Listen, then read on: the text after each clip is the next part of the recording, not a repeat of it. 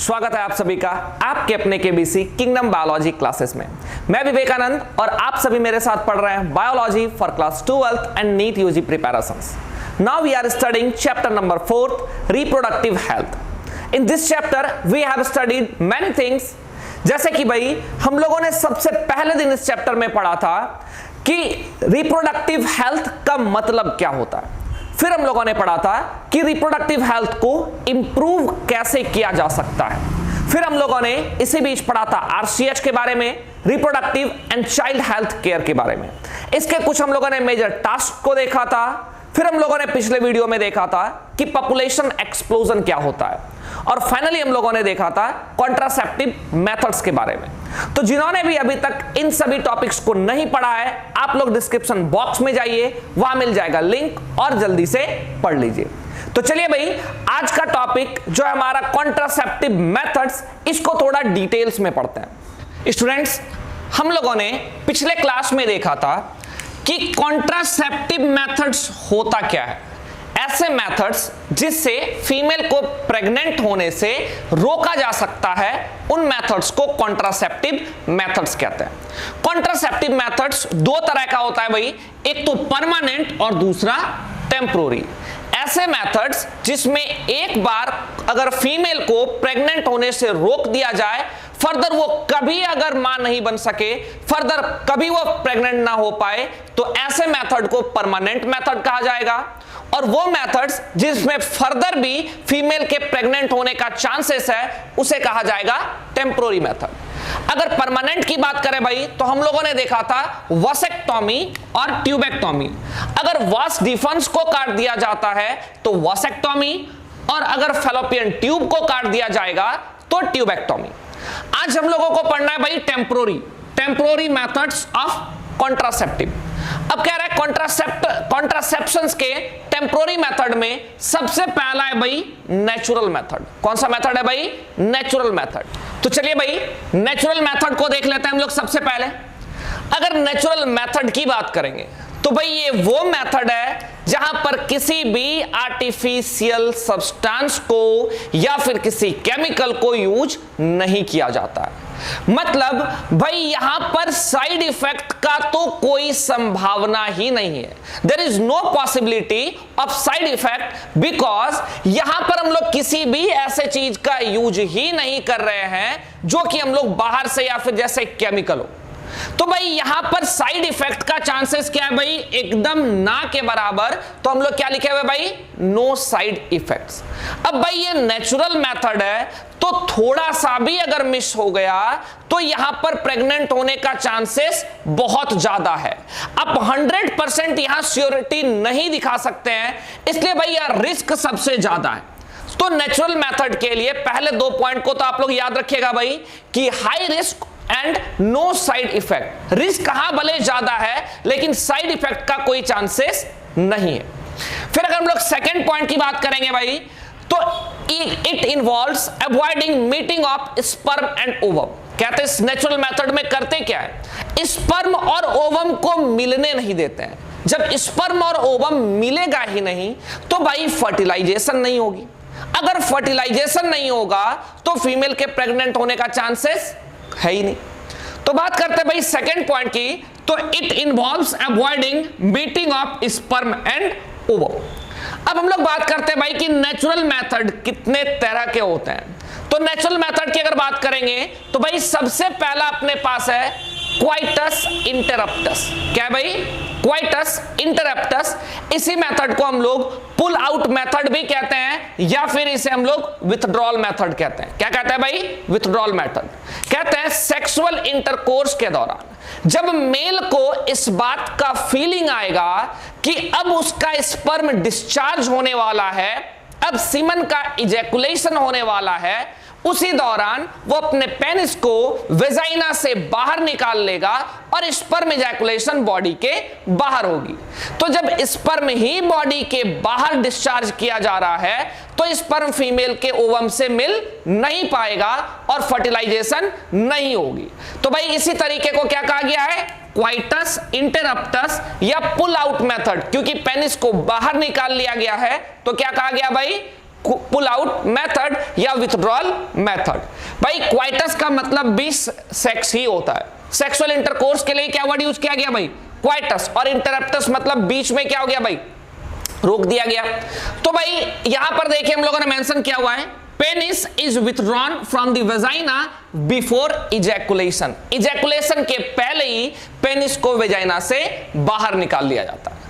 अब second process की बात करेंगे भाई, तो ये अपने पास लैक्टेशनल एमेनोरिया, क्या भाई, लैक्टेशनल एमेनोरिया। अब ये लैक्टेशनल एमेनोरिया क्या होता है, याद कीजिए हम लोगों ने थर्ड चैप्टर में पढ़ा था कि एमेनोरिया का मतलब होता है temporary absence of menstrual cycle. Amenorrhea का मतलब क्या था भाई, temporary absence of menstrual cycle.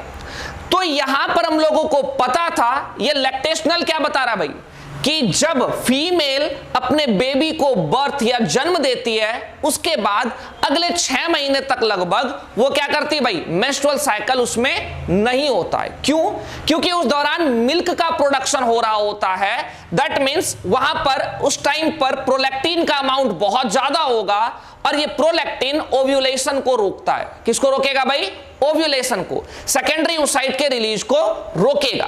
अगर ओव्यूलेशन ही नहीं हो पाएगा तो ओवम बाहर नहीं आएगी, बाहर अगर ओवम नहीं आती है तो स्पर्म से मिल नहीं पाएगी, तो भाई फर्टिलाइजेशन नहीं होगा।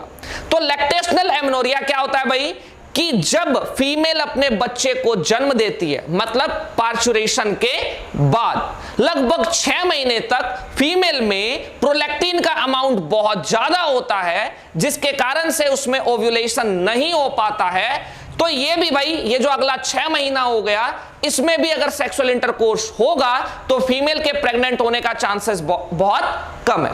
तो भाई इन सब में जरूरी नहीं है कि ये 6 महीना ही हो सकता है कि 4 महीने तक ही ऐसा रहा हो सकता है कि 5 महीने तक हो।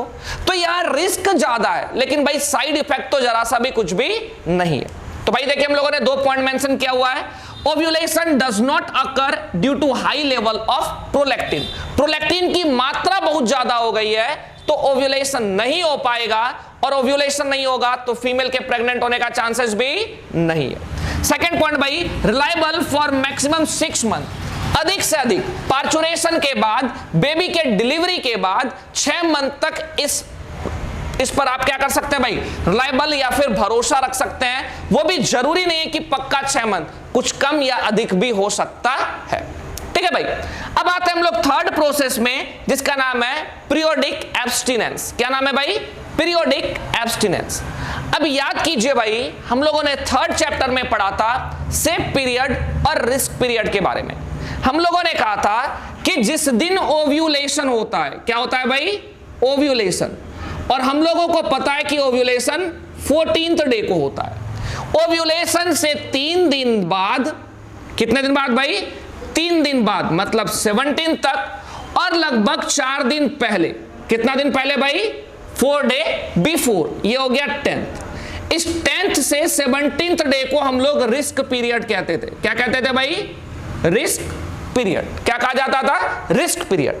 मतलब इसके पहले 10 से 5 तक, मतलब 5 से 10 तक ये क्या होता था भाई, सेफ पीरियड। फिर 17 से 28 तक ये भी क्या होता था भाई, सेफ पीरियड। तो कह रहे हैं कि अगर इस बात का ध्यान रखा जाए और कैलकुलेशन के अकॉर्डिंग सेक्सुअल इंटरकोर्स किया जाए 10th to 17th डे को छोड़कर, तो यहां भी प्रेग्नेंट होने का चांसेस ना के बराबर है। तो भाई हम लोग किसी एक्सटर्नल सब्सटेंस या थिंग का यूज नहीं कर रहे हैं, तो यहां पर साइड इफेक्ट का चांसेस क्या है भाई, 0, लेकिन रिस्क कहां ज्यादा हो सकता है। अगर कैलकुलेशन में 1-2 दिन का मिस्टेक हुआ तो शायद फीमेल यहां प्रेग्नेंट हो सकती है, तो रिस्क क्या है भाई, ज्यादा। तो देखिए भाई मैंने मेंशन किया हुआ है कि avoiding sexual intercourse from 10th to 17th day, जिसको हम लोग फर्टाइल पीरियड या रिस्क पीरियड कहते हैं। क्या कहते हैं भाई, फर्टाइल पीरियड या फिर रिस्क पीरियड कहते हैं। इसी मेथड को हम लोग नाम देते हैं भाई रिदम मेथड। क्या नाम दिया गया है, रिदम मेथड या फिर नेचुरल फैमिली प्लानिंग मेथड? ये क्वेश्चन आया हुआ है भाई कि रिदम मेथड किसे कहा जाता है, या फिर आप लोगों को ये बोर्ड्स में क्वेश्चन आएगा भाई कि नेचुरल मेथड से किस तरीके से फीमेल प्रेग्नेंट होने से बच सकती है। तो भाई आपको ऐसे ही पॉइंट में लिखना है, मैंने बोर्ड में इसे मेंशन भी किया हुआ है, तो आप लोग भाई इसे कॉपी कर लीजिएगा या फिर स्क्रीनशॉट लेकर बाद में लिख लीजिएगा। तो भाई ये था अपना नेचुरल मेथड। अब इसके बाद भाई हमें पढ़ना है बैरियर मेथड के बारे में। किसके बारे में? बैरियर मेथड के बारे में। तो अपने पास नेक्स्ट टॉपिक है भाई बैरियर मेथड। नाम से ही पता चल रहा है भाई बैरियर मतलब कोई ना कोई अवरोधक होगा, रोकने वाला होगा। यहां पर भी स्पर्म को ओवम से मिलने से रोका जाता है with the help of a physical barrier. किसकी मदद से भाई? फिजिकल बैरियर की मदद से स्पर्म को ओवम से मिलने से रोका जाता है। तुम लोगों ने मेंशन किया हुआ भाई prevents meeting of sperm and ovum with the help of physical barrier. Physical barrier की मदद से स्पर्म से ओवम को या ओवम से स्पर्म को मिलने से रोकता है। भाई बात अगर करें हम लोग बैरियर मेथड की, तो यहां पर हम लोग दो ग्रुप में पढ़ते हैं। सबसे पहला तो कॉन्डम्स, सबसे पहला कौन सा है भाई? कॉन्डम्स। और सेकेंड ग्रुप में रख रहे हैं हम लोग वॉल्स, डायफ्राम और सर्विकल कैप। अगर हम लोग बात करेंगे इन दोनों में बेसिक डिफरेंसेस की, तो समझिएगा भाई। कहते हैं सबसे पहली बात जो दोनों में सिमिलर पॉइंट है कि चाहे वो वॉल्स हो, डायफ्राम हो या फिर कॉन्डम्स हो, ये सभी के सभी रबर और लेटेक्स के बने होते हैं। किसके बने होते हैं भाई? रबर या फिर लेटेक्स के बने होते हैं। तो सबसे पहला पॉइंट मैंने मेंशन किया हुआ भाई मेड अप ऑफ रबर और लेटेक्स। इधर भी लिखा हुआ है मैंने मेड अप ऑफ रबर और लेटेक्स। फिर हम लोग अगर सेकेंड पॉइंट को देखेंगे भाई it can be used only once. कहता है कॉन्डम्स को एक बार ही यूज किया जा सकता है। अगर एक बार यूज हो गया है तो दोबारा उसे यूज नहीं किया जा सकता है। लेकिन अगर हम लोग बात करेंगे वॉल्स, डायफ्राम्स या सर्विकल कैप्स की, तो भाई इसे मोर देन वंस यूज किया जा सकता है, एक से ज्यादा बार यूज किया जा सकता है। तो it can be used more than once, तो इसलिए इसे कहा गया है रीयूजेबल। और भाई इसे एक बार यूज करके ही फिर दोबारा ये यूज के लायक नहीं रहता है, तो इसे कहा गया है डिस्पोजेबल। फिर हम लोग बात करेंगे अगर थर्ड पॉइंट की, तो ये जो कॉन्डम्स होते हैं इन्हें मेल और फीमेल दोनों के द्वारा यूज किया जाता है, जबकि वॉल्स, डायफ्राम और सर्विकल कैप्स को सिर्फ और सिर्फ फीमेल के द्वारा यूज किया जाता है। तो मैंने मेंशन किया हुआ भाई it can be used by both male and female while the walls, cervical caps and diaphragm can be used only by female। भाई मेल कॉन्डम को निरोध कहा जाता है। क्या कहा जाता है? निरोध। while female condom is known as फेमिडॉम। क्या कहते हैं भाई? फेमिडॉम। तो यहां पर एक बात समझिएगा भाई कि ये अगर पेनिस है और इसके ऊपर पे रबर का कवर जिसे कॉन्डम कहा जाता है उसे लगाया गया है। अब ये पेनिस अगर वेजाइना में जाएगा, ये तो क्या पेनिस का बॉडी पार्ट या स्किन फीमेल के वेजाइना के कांटेक्ट में आएगा क्या भाई? बिल्कुल भी नहीं। तो जब ये पेनिस का स्किन या बॉडी पार्ट जब फीमेल के वेजाइना के कांटेक्ट में नहीं आएगा, तो कोई सा भी सेक्सुअल ट्रांसमिटेड डिजीज मेल से फीमेल में या फीमेल से मेल में नहीं आएगा। तो हम लोग कह सकते हैं भाई इट प्रोटेक्ट्स फ्रॉम HIV और STDs, लेकिन यहां ऐसा कुछ भी नहीं होता है। अगर हम लोग सर्विकल कैप्स की बात करेंगे भाई, तो सिंपली से ऐसे समझ सकते हैं आप, जैसे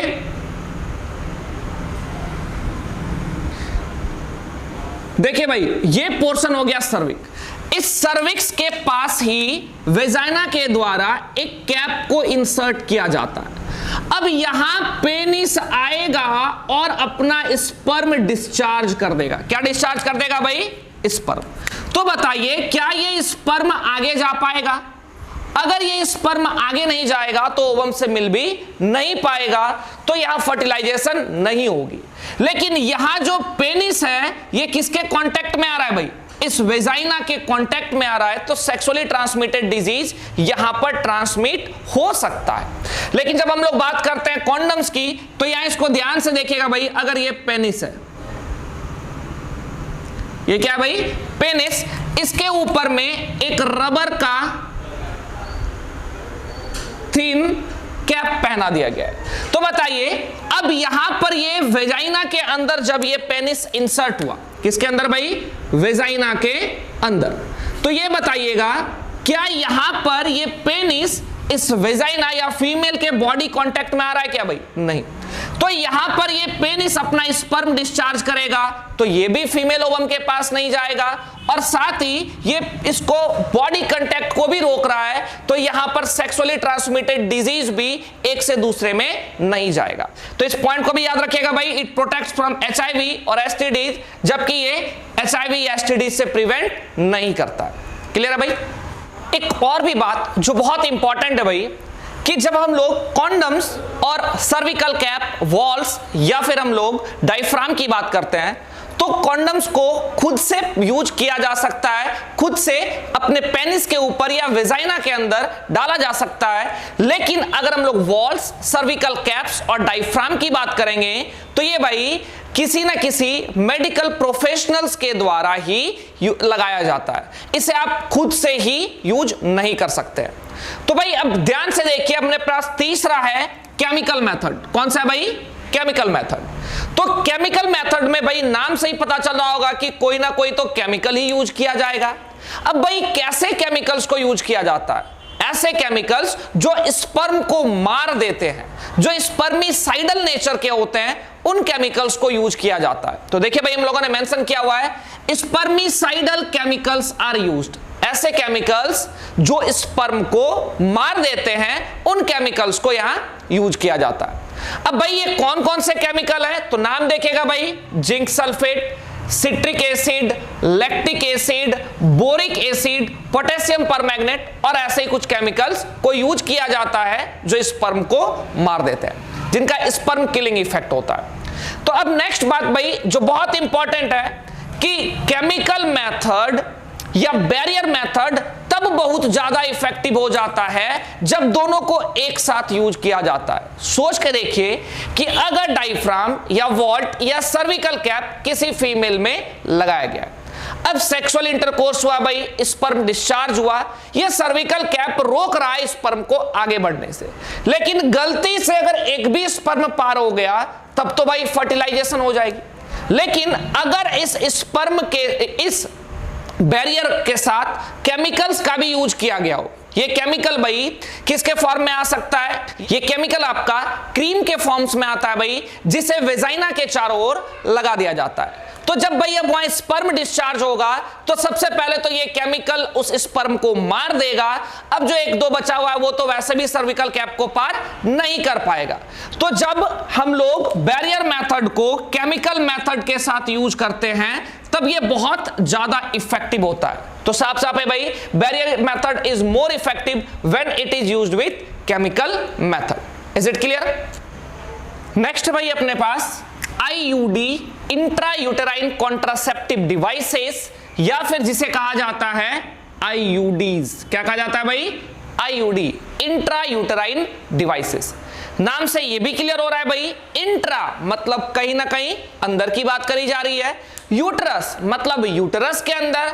ऐसे डिवाइसेस जो यूटरस के अंदर कॉन्ट्रासेप्शंस के लिए यूज किया जाता है उसे कहा जा रहा है इंट्रा यूटेराइन कॉन्ट्रासेप्टिव डिवाइसेस। भाई ये भी खुद से असिस्ट नहीं किया जा सकता है, इसके लिए भी मेडिकल प्रोफेशनल्स, एक्सपर्ट्स, डॉक्टर्स या फिर नर्स के द्वारा ही इसे लगवाया जाता है। अब बात करेंगे भाई, तो ऐसे devices are inserted in the uterus through vagina. कहता है यूट्रस में इंसर्ट किया जाता है थ्रू वेजाइना बाय डॉक्टर्स और एक्सपर्ट्स। अगर हम लोग बात करेंगे तो आईयूडी अपने पास तीन तरह का है भाई। सबसे पहला लिप्स लूप जो नॉन मेडिकेटेड है। क्या भाई? Non medicated. मैं थ्रू एनसीईआरटी जा रहा हूं, आप लोग एकदम से याद रखिएगा, एनसीईआरटी को लेते हुए मैं आगे बढ़ रहा हूं। फिर नेक्स्ट अपने पास भाई कॉपर टी, ये कॉपर रिलीजिंग आईयूडी है। कौन सा भाई? Copper releasing. यहां क्या रिलीज किया जा रहा है? कॉपर। नेक्स्ट है भाई अपने पास हार्मोनल आईयूडी, या हार्मोन्स रिलीज किया जाएगा। अगर ध्यान से देखेंगे भाई तो अपने पास कॉपर टी में देखिए यहां पर कॉपर आयंस रिलीज होता है, और ये कॉपर आयंस स्पर्म के मोटिलिटी को कम करता है। मतलब स्पर्म जो मूव कर पा रहा था उसकी कैपेबिलिटी को क्या करेगा भाई? कम करेगा। तो देखिए ध्यान से भाई, it releases copper ions which decreases sperm mortality, जो स्पर्म के मूवमेंट के रेट को क्या करेगा भाई, कम करेगा, जिससे स्पर्म ओवम तक नहीं पहुंच पाएगा। कह रहे भाई अगर कॉपर टी की बात करेंगे तो मैंने एक दो एग्जांपल लिखा हुआ है। सबसे पहला नॉर्मल कॉपर टी जो 1 साल तक के लिए यूट्रस में लगा रहता है। दूसरा है भाई कॉपर टी 7 जो 3 साल तक के लिए यूज किया जाता है। और तीसरा है भाई कॉपर टी 375, अगर इसे एक बार यूट्रस में इंसर्ट कर दिया जाए तो ये 5 साल तक कंटिन्यूअस फीमेल को रोकेगा, किस चीज से भाई, प्रेग्नेंट होने से। तो यहां पर भाई याद रखिएगा copper T 1 year, copper T 7 3 years और कॉपर टी मल्टी लोड या फिर 375 फॉर 5 इयर्स। कहते भाई ये सबसे अच्छा कॉन्ट्रासेप्टिव मेथड्स है और सबसे ज्यादा यूज किया जाने वाला कॉन्ट्रासेप्टिव मेथड है बाय फीमेल्स। तो अगर पूछा जाए ऐसे कौन से मेथड है जो फीमेल्स के द्वारा सबसे ज्यादा असिस्ट किया जाता है, तो आप लोग आंसर दीजिएगा भाई आईयूसीडी या फिर आईयूडीज। तो मैंने मेंशन भी कर दिया भाई most widely used contraceptive devices by females.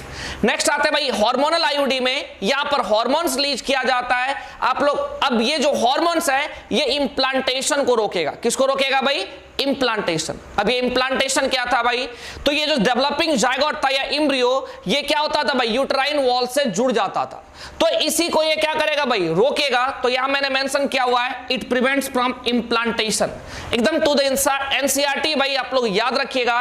Example में LNG-20 और दूसरा प्रोजेस्टासर्ट, ठीक है भाई। तो पिल्स की अगर बात करी जाए तो पिल्स मेल के द्वारा भी यूज किया जाता है और फीमेल्स के द्वारा भी। जैसा कि हम लोग को पता है भाई कि जब हम लोग पिल्स की बात कर रहे हैं तो ये प्रोजेस्टेरॉन का भी बना हो सकता है या फिर progesterone along with oestrogen combination का हो सकता है, मतलब दोनों भी हो सकता है। अब मेल के अगर पिल्स की बात करी जाए तो यहां भाई देखिए मैंने एक नाम लिखा हुआ है गॉसिपॉल। मैंने क्या लिखा हुआ भाई, गॉसिपॉल। कहते हैं ये गॉसिपॉल भाई बनता किसका था, तो ये गॉसिपॉल भाई देखिए ऑब्टेन किया जाता था कॉटन सीड ऑयल से, लेकिन इसे फिलहाल अभी गवर्नमेंट के द्वारा बैन लगा दिया गया है क्योंकि इसे यूज करने के बाद मेल में एजोस्पर्मिक कंडीशन आ रहा था, मतलब मेल में स्पर्म का काउंट घटता जा रहा था। दैट मींस मेल बांझ हो रहा था। क्या हो रहा था भाई, बांझ। तो इस कारण से इसे अभी गवर्नमेंट के द्वारा बैन लगा दिया गया है। तो मैंने मेंशन किया हुआ भाई it causes azoospermia hence ban. तो जनरली मेल का पिल्स यूज होता नहीं है, तो हम लोग बात करते हैं फीमेल पिल्स के बारे में। तो फीमेल पिल्स में सबसे पहले देख लेते हैं भाई रेगुलर, जिसे रेगुलरली यूज किया जाएगा उसे क्या कहा जाएगा भाई, रेगुलर पिल्स।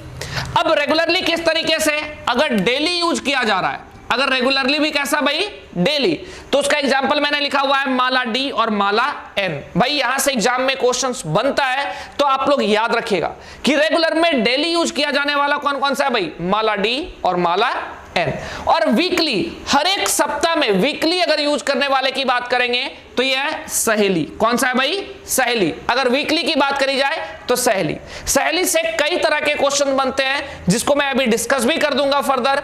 फिलहाल हम लोग देख लेते हैं भाई कि मंथली किसे यूज किया जाता है, मतलब हर एक महीने यूज करना है। तो हो रेगुलर ही रहा है भाई, या तो प्रतिदिन, या तो प्रति सप्ताह, या तो प्रति महीना। तो पर मंथ वाला कौन सा है भाई, क्विनेस्ट्रॉल। कौन सा है, क्विनेस्ट्रॉल। अब आते हैं भाई इमरजेंसी पिल, किसकी बात कर रहे हैं, इमरजेंसी। सबसे पहली बात तो इमरजेंसी पिल को हम लोग एज रेगुलर पिल यूज नहीं कर सकते हैं, क्योंकि भाई फिर इसका हम लोग साइड इफेक्ट देखने को मिलेगा। मे भी हो सकता है कि फीमेल बाद में फ्यूचर में बेबी को कंसीव ना कर पाए, प्रेग्नेंट ना हो पाए, ऐसे सारे हम लोगों को कंडीशंस देखने को मिल सकते हैं। इसलिए इमरजेंसी पिल को रेगुलर पिल के तरह यूज नहीं किया जाता है। इसका ही दूसरा नाम है भाई प्रोजेस्टिन ओनली पिल्स, या POP भी कहते हैं, फिर मॉर्निंग पिल्स भी कहते हैं, या फिर आई पिल्स भी कहा जाता है। आप लोगों ने कई बार एडवर्टाइजमेंट में नाम सुना भी होगा अनवांटेड 72 के बारे में। तो इसका एग्जांपल क्या हो गया भाई, अनवांटेड 72। इसे सेक्सुअल एक्टिविटी परफॉर्म करने के बाद 72 घंटे के अंदर यूज किया जाता है भाई, लिया जाता है, ताकि फीमेल में स्पर्म और ओवम का फर्टिलाइजेशन ना हो पाए, या फिर इंप्लांटेशन ना हो पाए, मतलब फाइनली ये फीमेल को प्रेग्नेंट होने से रोकेगा। तो भाई इसका एग्जांपल क्या हो गया, अनवांटेड 72। याद रखिएगा इसे रेगुलर पिल के फॉर्म में यूज नहीं किया जाता है, नहीं तो भाई फ्यूचर फर्दर हो सकता है कि लाइफ लॉन्ग हम लोगों को ढेर सारी दिक्कतों का सामना करना पड़े। तो यहां पर मैंने मेंशन किया भाई it is not used as regular pills. इसमें प्रोजेस्टेरॉन का मात्रा भाई बहुत ज्यादा होता है। हाँ भाई, पिल्स प्रोजेस्टेरॉन और प्रोजेस्टेरॉन एस्ट्रोजन से मिलकर बना होता है, लेकिन यहां प्रोजेस्टेरॉन का मात्रा क्या हो गया भाई, बहुत ज्यादा होता है। अब चलिए भाई हम लोग देख लेते हैं सहेली के बारे में। अगर सहेली की बात करी जाए तो सबसे इंपॉर्टेंट और सबसे अच्छी बात कि इसे इंडिया में लखनऊ में डेवलप किया गया था, और जहां डेवलप किया गया था भाई उसे क्या नाम दिया जाता है, CDRI, central drug research institute. इस पर क्वेश्चन पहले भी बना हुआ है, तो आप लोग याद रखिएगा भाई कि सहेली was developed in CDRI, central drug research institute, Lucknow, India. अब अगर बात करेंगे इस सहेली की तो ये नॉन स्टेरॉयडल नेचर का होता है। भाई मैंने जितने भी पॉइंट को यहां पर बोर्ड पर मेंशन किया है बहुत ही ज्यादा इंपॉर्टेंट है, आप लोग इतने ही पॉइंट को याद रखिए, एग्जाम में इससे ज्यादा कुछ भी आने वाला नहीं है। तो हम लोग यह बात कर रहे हैं भाई सहेली क्या है, नॉन स्टेरॉयडल नेचर का है, मतलब ये लिपिड डेरिवेटिव नहीं होगा भाई। फिर हम लोग बात करेंगे ये किसके जैसा काम करेगा, तो एंटी एस्ट्रोजन, मतलब ये एस्ट्रोजन के अगेंस्ट काम करेगा भाई। फिर हम लोग बात करेंगे नेक्स्ट, तो सबसे कम साइड इफेक्ट वाला पिल्स, ध्यान से देखिए भाई, least side effect and high contraceptive value. और कॉन्ट्रासेप्टिव वैल्यू क्या है भाई, बहुत ज्यादा, मतलब मैक्सिमम चांसेस है कि फीमेल प्रेग्नेंट ना हो, तो भाई इसे बहुत ज्यादा यूज किया जाता है क्योंकि इसका साइड इफेक्ट ना के बराबर है और कॉन्ट्रासेप्शन वैल्यू बहुत ज्यादा है। फिर नेक्स्ट पॉइंट की बात करेंगे भाई, तो ये क्या चीज से रोकता है, इंप्लांटेशन को रोकता है। किसे रोकता है भाई, इंप्लांटेशन, और इसका और भी एक नाम है केंटक्रोमन। क्या नाम है भाई, केंटक्रोमन। भाई इस तरीके से आज हम लोगों ने कंप्लीट देखा है कॉन्ट्रासेप्टिव मेथड्स को।